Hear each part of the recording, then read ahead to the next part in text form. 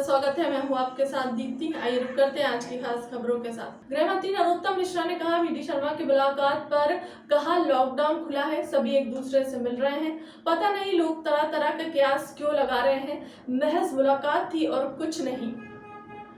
अजय राहुल सिंह के बयान पर पलटवार, कमलनाथ के ट्वीट के सुर बेसुरे हो गए हैं और अब वो उनके अपनों को भी पसंद नहीं आ रहे। अजय सिंह ने भी संयम बरतने को कहा है, उनके बोलने को विंध्य का अपमान बताया है। लगातार कोरोना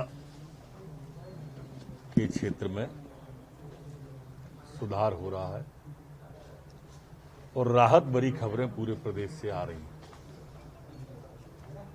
जैसा मैंने 3 दिन पहले कहा था कि अब 4 डिजिट समाप्त हो गई है और हम 3 डिजिट पे आ गए हैं। 3 डिजिट में भी हम प्रतिदिन सुधार कर रहे हैं और घट रहे हैं। आज कुल 798 नए प्रकरण पूरे मध्य प्रदेश से कोरोना के मिले हैं, जबकि ठीक होकर अपने अपने घरों को जाने वाले जो पेशेंट हैं वो 2045 हैं। अगर हम संक्रमण देखें, संक्रमण दर देखें, पॉजिटिविटी रेट देखें तो ये अभी 1% से नीचे आ गई है। आज -99 थी, वो 1% से कम थी। और वहीं अगर हम रिकवरी रेट देखें, सुधार का आंकड़ा अपना, तो रिकवरी रेट हमारी बढ़कर 97.3 हो गई है, जो कि एक बहुत बड़ा अचीवमेंट है। आप सबको ये जान के भी प्रसन्नता होगी कि मध्य प्रदेश के सभी जिले पूरे के पूरे 54-3% से कम हो गए, इंक्लूडिंग इंदौर और भोपाल। मतलब 5% की कह रहे थे हम, 3 से कम हो गए।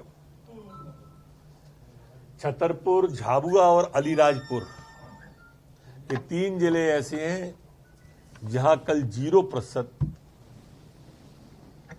रहा, कोई कोरोना का पेशेंट यहां पर नहीं मिला। मंत्री विश्वास सारंग ने कहा, हमें हमेशा सभी जूनियर डॉक्टरों को परिवार की तरह समझा, हमेशा सम्मान दिया। हमारे बातचीत के रास्ते खुले हुए हैं, मैं सम्मान करता हूं उच्च न्यायालय का, जिन्होंने हड़ताल खत्म करने का कहा है। डॉक्टरों से हम न्यायालय के आदेश का सम्मान करते हैं।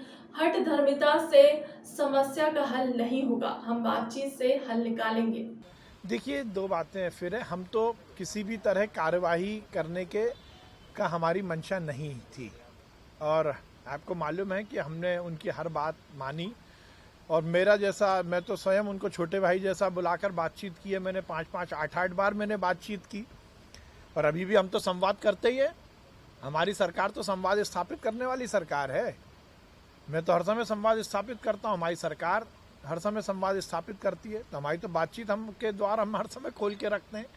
अब हठ धर्मिता दिखाना, और इस समय जब मरीजों को जरूरत है, इस महामारी के समय कोई समाज का वर्ग इसको अच्छा नहीं मान रहा। मरीज के खिलाफ जाकर यदि ये बात की जाएगी तो ये कैसे स्वीकार होगी? मरीज के साथ ब्लैकमेलिंग कैसे स्वीकार होगी?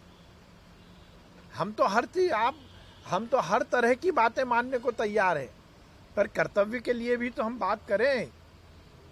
केवल अधिकार नहीं, कर्तव्य का बोध भी होना चाहिए।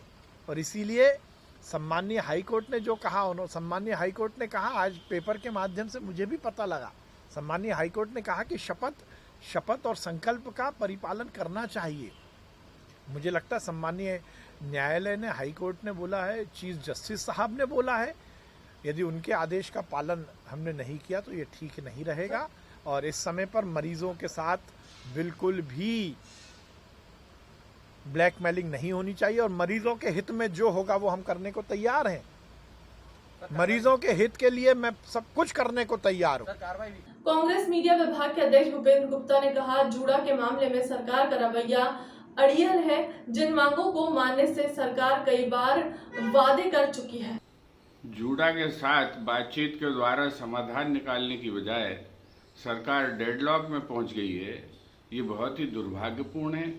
क्या ये परिस्थितियां जो है इस तरह के फैसले लेने की हैं? आज 3500 बच्चे डॉक्टर्स ने इस्तीफे दे दिए हैं और 450 डॉक्टर्स को आपने बर्खास्त किया है।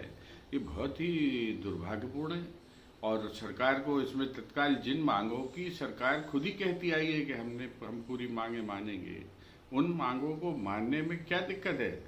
सरकार ने खुद कई बार वादे किए हैं और वादे किए हैं तो बातचीत की टेबल पर जो है फैसले होना चाहिए। इस तरह की परिस्थिति पैदा करना, वो भी ऐसी पैंडेमिक के बीच में जब हमें डॉक्टर्स की ज़रूरत है। सरकार को इस बात पर सोचना चाहिए कि जनता ये देख रही है कि इन्हीं डॉक्टर्स पर कल हेलीकॉप्टर और प्लेन से तो फूल बरसा रहे थे, आज इन्हीं डॉक्टर्स के साथ आपका व्यवहार ये है। फिलहाल के लिए अब तक की खबरों में इतना ही। देश दुनिया की तमाम बड़ी खबरों के लिए बने रहे हमारे चैनल के साथ। नमस्कार।